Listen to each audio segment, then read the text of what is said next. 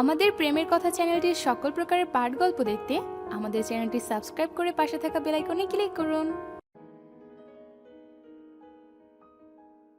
ওর চোখগুলো মসজিদের দিকে। ফায়াজ কাজ ভেদ করে মসজিদের দিকে চেয়ে আছে। তারপর কি মনে করে গাড়ি থেকে বের হয়ে মসজিদের সামনে গিয়ে চুপচাপ দাঁড়িয়ে রইল। অনেকের কাছে শুনেছে নামাজ মনকে শান্ত করতে পারে, মনে শান্তি ফিরিয়ে আনে। মেহেরের কাছেও অনেকবার শুনেছে। ফায়াজ গজিসুজি পায়ে মসজিদে প্রবেশ করলো। অদ্ভুত এক ফিলিংস হচ্ছে। শেষ কবে মসজিদে এসেছে, আল্লাহ দরবারে হাত তুলেছে মনে পড়ছে না। ফায়াজের সারা শরীর মৃদু কাঁপছে, কেমন অন্যরকম অনুভূতি হচ্ছে। ফায়াজ অজু করার জায়গাটাই গেল। সেখানে একজন সাদা পাঞ্জাবি পরা বৃদ্ধ লোক অজু করছে। ফায়াজ কল ছেড়ে অজু করে মাথায় রুমাল বেঁধে নিল। মসজিদের ভেতরে গিয়ে সবার সাথে নামাজ পড়ল। সবাই চলে যাওয়ার পরেও ফায়াজ বসে আছে। কেমন একটা অদ্ভুত প্রশান্তি কাজ করছে। ফায়াজ দুহাত তুলে মোনাজাত ধরল। হে আল্লাহ, আমি কবে ঠিক তোমার দরবারে হাত তুলেছি মনে নেই। তোমার প্রতি কখনো কৃতজ্ঞতা স্বীকার করে হাত তুলিনি, আজও তা করছি না। আজ আমি কিছু চাইতে তোমার দরবারে হাত তুলেছি। আমার মেহেরকে চাই, ওকে ছাড়া আমি নিঃস্ব। আমি জীবনে প্রাচুর্য ছাড়া আর কিছু পাইনি। মা বাবা পরিবার কারো ভালোবাসা পাইনি। নিজের জন্য শুধু একজন চেয়েছি, আর তাকে যদি হারিয়ে ফেলি তবে আমার আর কিছু থাকবে না। মেহেরকে তুমি সুস্থ রেখো। ও খুব নিষ্পাপ মনের মেয়ে, সবার কথা ভাবে, কখনো নিজের সুখটা খুঁজেনি। ওর প্রতি তুমি এতটা নিষ্ঠুর হতে পারো না, তুমি এতটা নির্দয় হতে পারো না, এটা আমার বিশ্বাস। ফায়াজের চোখ বেয়ে অনবরত পানি পড়ছে। পুরো বাড়িটা যেন ভারী হয়ে আছে। মেহেরের নিঃশ্বাসটাও যেন ভারী লাগছে। অন্ধকারে পুরো বাড়িটা ঘিরে ধরেছে। ফায়াজ তখনও বাড়ি ফিরেনি। মেহের হসপিটালে লাস্ট চেক আপ করতে গিয়েছিল আজ। আর তাতে জানতে পারে মেহেরের অপারেশন করাটা বাধ্যতামূলক, আর তাতে রিস্ক আছে। আর এটা শোনার পর থেকেই সবাই যেন হুট করে বদলে গেল। তবে মেহেরের মন খারাপ লাগছে না, কারণ এ বাড়িতে মন খারাপ করার লোকের অভাব নেই। তাই ওর মন খারাপ হচ্ছে না। কাউকে না কাউকে তো মন ভালো রাখতেই হবে। সে দায়িত্বটা না হয় ও নিজেই নিবে। মেহের বারান্দায় দাঁড়িয়ে ফায়াজের জন্য অপেক্ষা করছে। লাইটের ঝকঝকে আলোয় সাদা একটা গাড়িকে গেট দিয়ে প্রবেশ করতে দেখল। ফায়াজ গাড়ি থেকে কিছুটা ঝিমিয়ে ঝিমিয়ে নামছে। মেহের ফায়াজের প্রবেশ পানে চেয়ে আছে। ফায়াজকে বিধ্বস্ত লাগছে। মেহের বুক চিরে একটা দীর্ঘশ্বাস বেরিয়ে এলো। ফায়াজ ঘরে ঢুকতেই মেহের ওর সামনে গিয়ে দাঁড়ালো। ফায়াজ চোখ তুলে একবার মেহেরের দিকে তাকালো, তারপর আবার চোখ নামিয়ে আলমারির দিকে আগাচ্ছে। মেহের পেছন থেকে বলল, আপনি সারাদিন কোথায় ছিলেন? হসপিটাল থেকে হুট করে কোথায় চলে গেলেন? আপনার জন্য আমি টেনশন করছি। ফায়াজ থমকে গেল। শুকনো মুখে পেছনে ঘুরে মেহেরের মুখ পানে তাকালো। যে মেয়ের এই অবস্থা, সে নিজের জন্য টেনশন না করে ওর জন্য টেনশন করছে। মেহেরের কপাল এখনো কুঁচকে আছে। ফায়াজ আচমকা গিয়ে মেহেরকে জড়িয়ে ধরল। ওর ভীষণ কষ্ট হচ্ছে। মেহের নিজের কাঁধে পানি অনুভব করল। ফায়াজ কাঁদছে, ডুকরে কাঁদছে। মেহের নিজেকে আর শক্ত করতে পারছে না, আবেগপ্রবণ হয়ে পড়ছে। মেহের ধরা গলায় বলল, আপনি এমন করছেন কেন? আপনার বিহেভিয়ার দেখে মনে হচ্ছে আমি মারা যাব। ফায়াজ মুখ তুলে মেহেরের দিকে তাকালো। তারপর মেহেরের গালে আলতো ছুঁয়ে বলল, একদম আজে বাজে কথা বলবে না। তোমার কিছু হবে না, তুমি একদম সুস্থ হয়ে যাবে। আমি তোমার কিছু হতে দেব না। ফায়াজ মেহেরকে আবারও বুক চেপে ধরল। মেহের ফায়াজের বুকে থেকেই বলল, আমি তো সেটাই বলছি। দেখুন, বাড়ির সবাই কান্নাকাটি করছে, সবাই মুখ ভার করে আছে। আপনিও যদি এমন করে থাকেন কেমন হবে বলুন? আমার কি মন খারাপ হয় না? ফায়াজ নিজের চোখ মুছে বলল, আর কেউ কাঁদবে না, কেউ না। আমার খুব ক্ষুধা পেয়েছে, কিছু দিবে খেতে? মেহের মুচকে এসে বলল। ফ্রেশ হয়ে আসুন। মেহের আর ফায়াজ পাশাপাশি শুয়ে আছে। কেউ কারো সাথে কথা বলছে না। দুজনেই জেগে আছে, তবে দুজনের মধ্যে এক গভীর আচ্ছন্ন নীরবতা। মেহের অন্ধকারে হাতড়ে ফায়াজের বুকের উপর হাত রাখল। ফায়াজ মেহেরের হাতটা চেপে ধরে মোলায়েম গলায় বলল, ফজরের সময় আমাকে ডেকো। মেহের ফায়াজের কথা শুনে বুঝতে পারল না ওকে কেন ডাকবে। এত সকালে কি করবে, কই যাবে, তাই জিজ্ঞেস করল, এত সকালে উঠে কি করবেন? ফায়াজ কিছুক্ষণ চুপ থেকে নিচু স্বরে বলল। নামাজ আদায় করব। মেহের ফায়াজের কথা শুনে চমকে গেল। তারপর ও ঠোঁটের কোণে হাসি ফুটল আর মনে মনে বলল। আল্লাহ যা করেন ভালোর জন্যই করেন। ফায়াজ মেহেরকে অনবরত অ্যাভয়েড করে, মেহেরের কথাগুলো এড়িয়ে যায়। যতক্ষণ মেহেরের সামনে থাকে অস্থির হয়ে থাকে, কখন ছুটে পালাবে। মেহেরের সাথে সবসময় গম্ভীর মুখে কথা বলে, তবে মেহেরের খেয়াল রাখায় কোনো কমতি রাখে না। দেখতে দেখতে মেহেরের অপারেশনের দিন ঘনিয়ে আসে। সবাই মেহেরের জন্য অপেক্ষা করছে নিচে, কিন্তু মেহের তৈরি হচ্ছে না, কেমন ঢিলামি করছে। এটা ধরছে তো ওটা রাখছে। তৈরি হতে বেশ সময় পার করে দিল। ফায়াজ বিরক্তি নিয়ে বলল। মেহের, কি করছো? আমাদের দেরি হয়ে যাচ্ছে। মেহের ফায়াজের দিকে একবার তাকালো, তারপর আবার নিজের কাজ করছে। ওর কেন জানি যেতে ইচ্ছে করছে না। মনে হচ্ছে হসপিটালে যত তাড়াতাড়ি যাবে তত তাড়াতাড়ি ওর জীবনী শক্তি হারিয়ে যাবে, এই সুন্দর পৃথিবী আর ভালোবাসার মানুষটা হারিয়ে যাবে। তাই বাড়ি থেকে বের হতে চাইছে না, দেরি করার নানান বাহানা করছে। ফায়েজ গিয়ে মেহেরের হাত চেপে ধরল। মেহেরের হাত ধরতেই মেহের স্থির হয়ে দাঁড়ালো। ফায়েজ মেহেরের দিকে তাকালো। মেহের ফায়েজের দিকে তাকাচ্ছে না। ফায়েজের থুতনি ধরে উঁচু করে বলল। Look at me Meher. Meher ফায়েজের চোখের দিকে তাকালো। দুজন দুজনের চোখে চোখ রেখেছে। ফায়েজ ভালোবাসা মাখা কণ্ঠে বলল।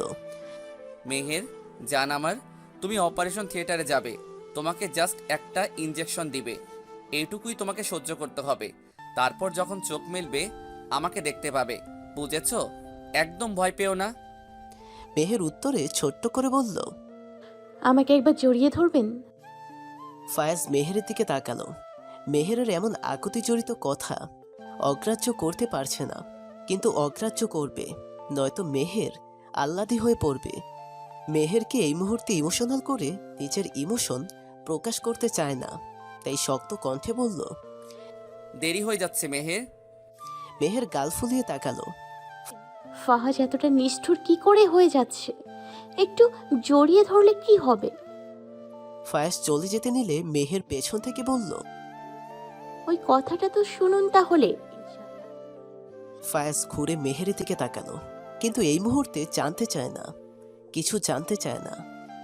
মেহের, আমি সব কথা শুনবো, তোমার সব ইচ্ছে পূরণ করব, তবে সেটা যখন সুস্থ হয়ে বের হবে তখন।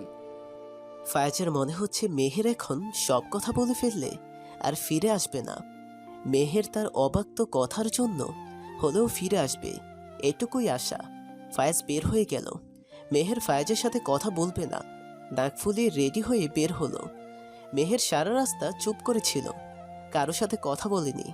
ওর বাবা মা, বোন, তুর্য, সামিরা, অনু, অলিত, আলিফ, ফায়েজের বাবা, বন্ধুরা সবাই হসপিটালে গিয়ে হাজির। মেহের সবার কাছ থেকে বিদায় নিয়ে অপারেশন থিয়েটারে যাচ্ছে। ফায়েজ পেছন থেকে মেহেরকে ডাকলো। ফায়েজ আর নিজের ইমোশন কন্ট্রোল করতে পারছে না। মেহের দাঁড়িয়ে গেল, পেছনে ঘুরে ফায়েজের দিকে স্নিগ্ধ চোখে তাকালো। ফায়েজ মেহেরের সামনে এগিয়ে গেল। মেহের তখনও প্রশ্নবিদ্ধ চোখে চেয়ে আছে। ফায়েজ মেহেরকে আলতো করে জড়িয়ে ধরল। মেহের, তোমাকে ফিরতে হবে। তুমি ফিরবে, আমার জন্য নয়, আমাদের জন্য, আমাদের ভালোবাসার জন্য। এখনো অনেক কথা বাকি, আমাদের অনেকটা পথ চলা বাকি। এখনো আমাদের সংসারটা গড়ে ওঠেনি, আমাদের হাতে হাত রেখে পথ চলা হয়নি, একসাথে বৃষ্টিবিলাস হয়নি, দুজনে একসাথে বসে জ্যোৎস্না দেখা হয়নি, এখনো প্রেমটা জমে ওঠেনি, তোমার অব্যক্ত কথা ব্যক্ত করা হয়নি। এই সব কিছু আমার চাই, আর এই চাওয়া পূরণের জন্য হলেও তোমাকে ফিরতে হবে। এক নাগারে কথাগুলো বলে ফায়েজ দম নিল। মেহের ফায়েজের পিঠে হাত রাখলো, তারপর বলল। ইনশাআল্লাহ। ফায়েজ মেহেরকে ছেড়ে দিয়ে বলল। ইনশাআল্লাহ। সময় আর স্রোত কারোর জন্য অপেক্ষা করে না। সময় নিজের মতো বহমান, কিন্তু খারাপ সময় যেন যেতে চায় না। এক একটা মিনিট যেন কয়েকটা ঘন্টা সময়। ফায়েজের কাছেও এখন এক একটা মিনিটকে ঘন্টা মনে হচ্ছে। সব কিছু দুর্বিষহ লাগছে। ফায়েজ 2 মিনিট স্থির হয়ে বসে থাকতে পারছে না। এদিক সেদিক পায়চারি করছে আর অপারেশনের থিয়েটারের দিকে তাকাচ্ছে। ফায়েজের মনে হচ্ছে ওর বুকটা যেন কেউ চেপে ধরে রেখেছে। দম বন্ধ করা ভয়ঙ্কর অনুভূতি হচ্ছে। ফায়েজ আবারও বসেছে, দুহাতে মাথা চেপে ধরে আছে। একদিনেই নিজের চেহারাটা কি বানিয়ে ফেলেছে।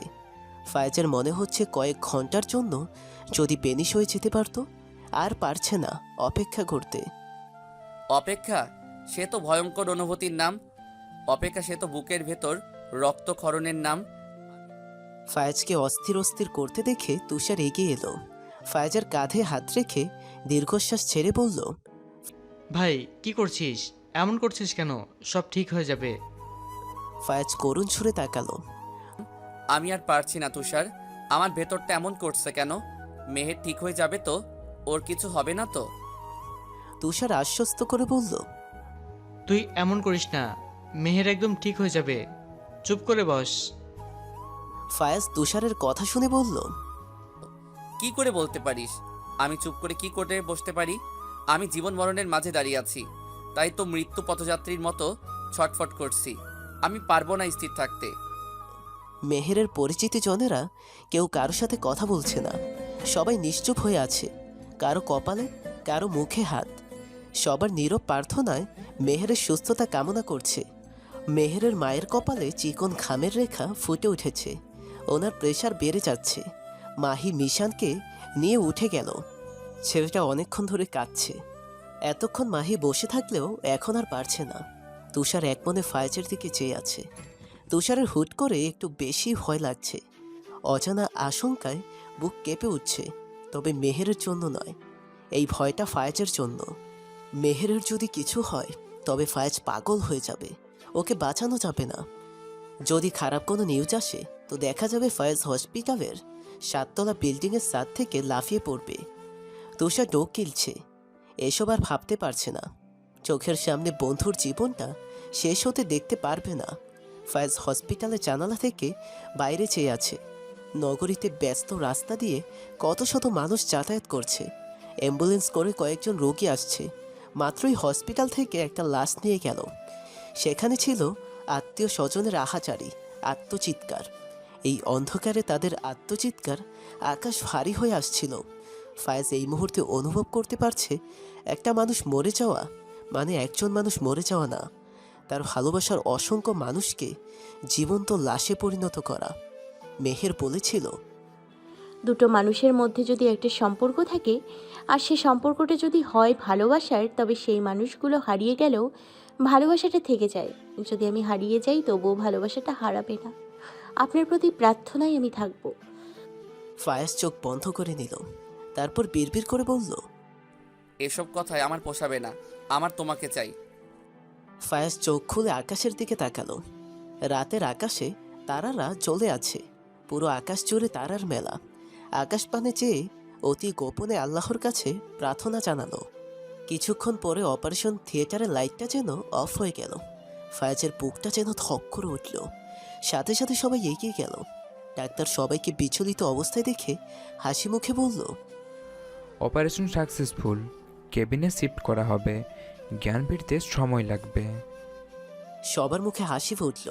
ফায়েজের গলার কাছে আটকে থাকা প্রাণটা যেন ফিরে এলো। ফায়েজের চোখ খুশিতে চিকচিক করছে। ফায়েজ খুশিতে তুষারকে জড়িয়ে ধরল। ফায়েজের খুশি দেখে তুষার চোখেও পানি চলে এসেছে। এতক্ষণ ওর নিঃশ্বাসটাও আটকে ছিল। সবাই বেশ উৎফুল্ল। সবাই যেন আবার প্রাণ ফিরে পেল। মেহেরের মা আল্লাহর কাছে শুকরিয়া জানাচ্ছেন আর চোখের পানি মুছছেন। মাহি খুশিতে মিশানকে আরো শক্ত করে জড়িয়ে ধরল। মেহের পিটপিট করে চোখ মেলে। চোখ মেলার পর নিজেকে খুব ক্লান্ত লাগছে। শরীরটা নেতিয়ে গেছে। মেহের হাতটা নড়ানোর চেষ্টা করলেও হাতে মৃদু ব্যথা অনুভব করে। মেহের হাতটা চোখের সামনে ধীরে ধীরে এনে দেখে তাতে ব্যান্ডেজ করা। মেহের চারদিকে চোখ বুলালো। একজন নার্সকে দেখতে পেল। মেহেরের তখন হুঁশ হলো, ও হসপিটালে এসেছে। আজ ওর অপারেশন। মেহের একটু নড়তেই বুঝতে পারল ওর অপারেশন হয়ে গেছে, আরও বেঁচে আছে। মেহের খুশিতে কেঁদে দিল আর মনে মনে আল্লাহর দরবারে শুকরিয়া জানাচ্ছে। ফাজ, আমাকে আল্লাহ ফিরিয়ে দিয়েছেন। আমার প্রতি আর আপনার প্রতি দয়া করেছেন। আমি বেঁচে আছি ফাজ। নার্স মেহেরকে চোখ মেলে দেখে বাইরে চলে গেলেন। ফায়েজ এক প্রকার দৌড়ে ভেতরে ঢুকলো। ঢুকে দেখলো মেহের অশ্রু বিসর্জন দিচ্ছে। ফায়েজ পা টিপে টিপে মেহের দিকে আগাচ্ছে। কেন জানি ওর বুক টিপটিপ করছে আর শরীরটাও কাঁপছে। কেন কাঁপছে? নিশ্চয়ই এ কাঁপন সুখের কাঁপন। ফায়েজ মেহেরের পাশে গিয়ে বসলো। মেহের ফায়েজের অস্তিত্ব টের পেয়ে ফায়েজের দিকে অশ্রু ভেজা চোখে তাকালো। তারপর মেহের আবারও কেঁদে ফেলল। ফায়েজের দিকে হাত বাড়িয়ে দিল। ফায়েজ মেহেরের হাতটা ধরে ছলছল চোখে হাতে চুমু খেলো। ধরা গলায় বলল, কথা রেখেছে আমার মেহেরজান। ফায়েজ নিজের মাথাটা মেহেরের বুকে রাখলো। মেহের ফায়েজের ঘাড়ে হাত রাখলো। ফায়েজের মাথায় চুমু খেলো। ফায়েজ মেহেরের চোখের পানি মুছে দিয়ে ওর কপালে চুমু খেলো। ওরা একে অপরের সাথে সময় কাটানো শেখছে। একে একে সবাই মেহেরের সাথে দেখা করতে গেল। কিছুদিন পর মেহেরকে রিলিজ দেওয়া হলো হসপিটাল থেকে। সবাই বাড়িতে গিয়ে চমকে গেল। ফাইজার ওর মা এসেছে। মেহের ভেতরে ঢুকতেই ফাইজা দৌড়ে এলো ওর কাছে। ফায়েজ এত বছর পর ওর মাকে দেখে স্তব্ধ হয়ে গেল। ফায়েজের মা ছলছল চোখে ফায়েজের দিকে তাকালো। ফায়েজ বিস্ফোরিত চোখে ওর মায়ের দিকে এক পলক তাকিয়ে চোখ ফিরিয়ে নিল। ফায়াজ দাঁতে দাঁত চেপে মেজের দিকে স্থির দৃষ্টি দিয়ে আছে। তারপর একবার মেহেরের দিকে তাকালো। ফাইজা মেহেরকে কি জানি জিজ্ঞেস করছে, আর মেহের হাসি মুখে তার উত্তর দিচ্ছে। মেহেরের মা ফায়েজের মাকে নিয়ে ব্যস্ত হয়ে পড়লেন। ফায়েজ চুপচাপ সিঁড়ি বেয়ে উপরে উঠে গেল। ফায়েজের মা ফায়েজের যাওয়ার দিকে সবার আড়ালে ছলছল দৃষ্টিতে তাকালেন। এই প্রথম ফাইজার সাথে মেহেরের দেখা হয়েছে। ফাইজা কথার ঝুলি নিয়ে বসেছে। ওর মায়ের সাথে মেহেরকে কথা বলার সুযোগ দিচ্ছে না। ফায়েজের মা মেহেরের সাথে কথা বলার জন্য একা বসেছে। মেহের আর তার শাশুড়ি একসাথে একা বসে আছে। মেহেরের খুব নার্ভাস লাগছে। এই প্রথম ওনার সাথে দেখা। কি বলবে, কি করবে কিছুই বুঝতে পারছে না। ফায়েজের মা নীরবতা ভেঙে বলল, তুমি দেখতে বেশ মিষ্টি। মেহের মুচকি হাসলো তার কথা শুনে। কি বলবে বুঝতে না পেরে বলল, আপনি কেমন আছেন? মেহেরের কথা শুনে তিনি মুচকি হাসেন। তারপর বলল, ছেলে সংসারহীন যেমন থাকার কথা তেমনই আছে। মেহের ফায়েজের বাবার মতো ফায়েজের মায়ের চোখেও সেই লুকানো ব্যথা দেখতে পেল। তারপর দুজনে নানা বিষয় নিয়ে অনেকক্ষণ কথা বলল। ফায়েজ দূর থেকে নজর রাখছে। ওর মায়ের এখানে আসাটা একদম মেনে নিতে পারছে না। মেহেরদের বাড়ি, তাই রিয়েক্ট করতে পারছে না। যেটুকু রিয়েক্ট করতো সেটাও করছে না। মেহেরের অসুস্থতার জন্য সবেমাত্র হসপিটাল থেকে ফিরেছে, তাই কোনো তামাশা দাঁড় করাতে চায় না। মেহেরে না ওনাকে থাকার জন্য অনেকবার বলল, কিন্তু তিনি রাজি হলেন না। ফায়েজের সাথে অনেকবার কথা বলার চেষ্টা করেও পারেননি। এখানে থেকে ফায়েজকে আর কষ্ট দিতে চান না। যাওয়ার আগে মেহেরকে উপহারস্বরূপ একটা নেকলেস পরিয়ে দিয়েছেন। মেহের কিছুতেই নিতে চায়নি ফায়েজের ভয়ে, কিন্তু ওর মা বলল, শাশুড়ি মা প্রথমবার ভালোবেসে কিছু দিয়েছে, ফিরিয়ে দিস না, দোয়া হিসেবে রেখে দে। ওরা চলে যেতেই মেহেরকে রুমে গিয়ে রেস্ট নিতে বলল। হসপিটাল থেকে আসার পর মেহের রেস্ট করার সুযোগ পায়নি। মেহের ওড়নার আড়ালে নেকলেসটা লুকিয়ে রুমে নিয়ে গেল। উদ্দেশ্য ফায়েজকে কিছুই জানাবে না, আলমারিতে লুকিয়ে রাখবে। মেহের রুমে ঢুকে কোনো দিকে না চেয়ে সোজা আলমারির কাছে চলে গেল। যখন আলমারি খুলে নেকলেসটা রাখতে যাবে, ফায়েজ হুড়মুড় করে এসে মেহেরের হাত থেকে বাক্সটা নিয়ে মেঝেতে ছুঁড়ে মারে। মেহের চমকে যায়। তারপর ভয়ে ভয়ে ফায়েজের দিকে তাকালো। ফায়েজের চোখে যেন আগুন জ্বলছে, রাগে কচকচ করছে। ফায়েজ চোখ গরম করে মেহেরের দিকে চেয়ে আছে। মেহের ঠোক গিলে আর চোখ বন্ধ করে বলল, যেখানে বাঘের ভয় সেখানেই সন্ধে হয়। মেহের চোখ খুলে ফায়েজের দিকে তাকাতেই ফায়েজ বলল, তুমি ওই মহিলার কাছ থেকে এটা কেন নিয়েছো? মেহের ওর কথা শুনে বলল। কি বললেন আপনি? উনি আমার মা। ফায়েজ দাঁতে দাঁত চেপে বলল, মা? কিসের মা? আমার কোনো মা নেই। তুমি আর একবার যদি ওনাকে আমার মা বলে সম্বোধন করেছো তবে ভালো হবে না। ওই মহিলা কেন এসেছে এখানে? কেন এসেছে? আর তোমার এত কথা কিসের ওনার সাথে? মেহের আমতা আমতা করে বলল, আমাদের বাড়িতে আমাকে দেখতে এসছে আর আমি কথা বলবো না? আমি এতটা অমানবিক হতে পারি না।